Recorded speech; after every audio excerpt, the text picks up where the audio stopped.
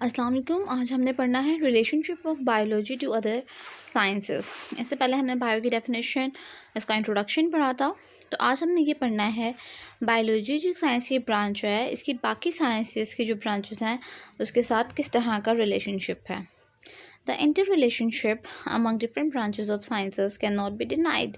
अब जो different science के ब्रांचेस के दरमियान में जो आपस में कनेक्टेड रहेंगे, किस तरह से लिंक करती हैं, क्या रिलेट करती हैं ये साइंसेस आपस में, इनको हम डिनाई नहीं कर सकते।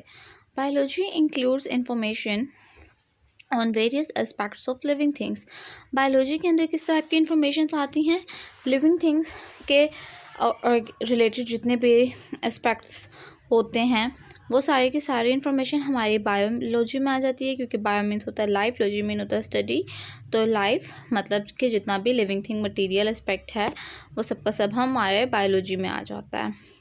But this information relate to other branches of science as well. लेकिन ये इंफॉर्मेशन साइंस की बाकी ब्रांचेस के साथ भी रिलेट करती हैं। कैसे करती हैं इसको हम फर्दर पढ़ेंगे। Each branch of science has relationship with all other branches.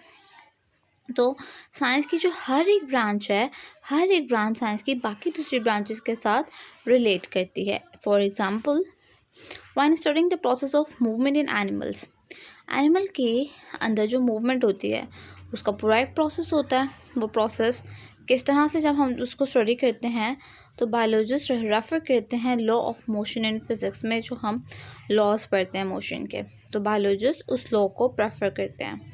This forms the basis of interdisciplinary sciences. तो ये जो एक हम प्रोसेस साइंस के दूसरे प्रोसेस से रिलेट कर रहा होता है, इस फॉर्म को हम कहते हैं इंटरडिसिप्लिनरी साइंसेस। सबसे पहले हम देखते हैं बायोफिजिक्स का आपस में क्या रिलेशनशिप होता है। It deals with the study of the principles of physics. इसमें हम फिज़िक्स के जो उसूल होते हैं उसमें उसको पढ़ते हैं जो कि एप्लीकेबल होते हैं बायोलॉजिकल फिनोमेना में। जैसे कि आपने ऊपर देखा कि एनिमल की मूवमेंट एक जो है वो बायोलॉजिकल फिनोमेना है, बायोलॉजिकल प्रोसेस है, और लॉस ऑफ मोशन जो है वो फिज़िक्स का प्रिंसिपल है। ठीक है, तो ये आपस में किस तरह से रिलेट करते हैं। एग्जाम्पल यहाँ पे दी हुई है, similarity between the working principle of liver in physics के अंदर जो लिवर का प्रिंसिपल है वो, और जो एनिमल्स की लिम्स, टांगे जो होती हैं बायोलॉजी में। तो ये दो एग्जांपल्स आ गई बायोफिज़िक्स के केस में।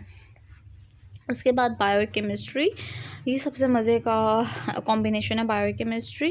It deals with the study of the chemistry of different compounds. Chemistry के डिफरेंट कंपाउंड्स को स्टडी करते हैं, और वो कंपाउंड्स जो कि लिविंग ऑर्गेनिज्म के अंदर भी प्रोसेस में यूज़ हो रहे होते हैं। तो इस तरह से बायोकेमिस्ट्री एक दूसरे से रिलेट करते हैं।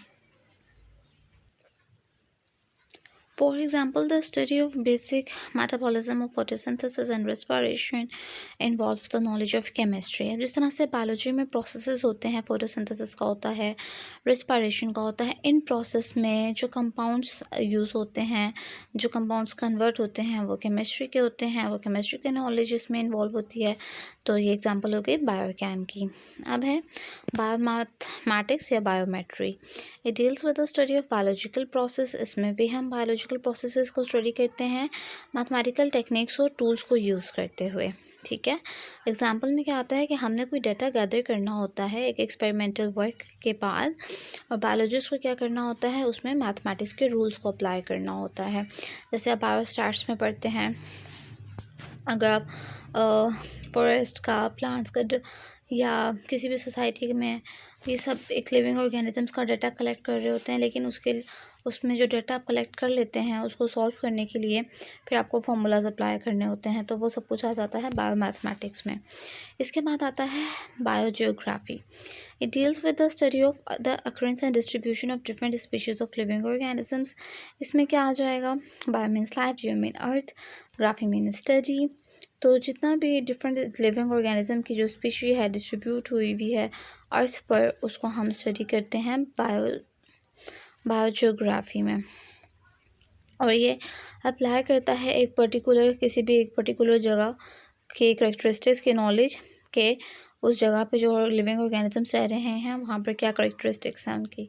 तो एक पर्टिकुलर जगह पर लिविंग ऑर्गेनिजम्स की जो करेक्टरिस्टिक्स हैं उसको हम बायोजियोग्राफी पे स्टडी करते हैं।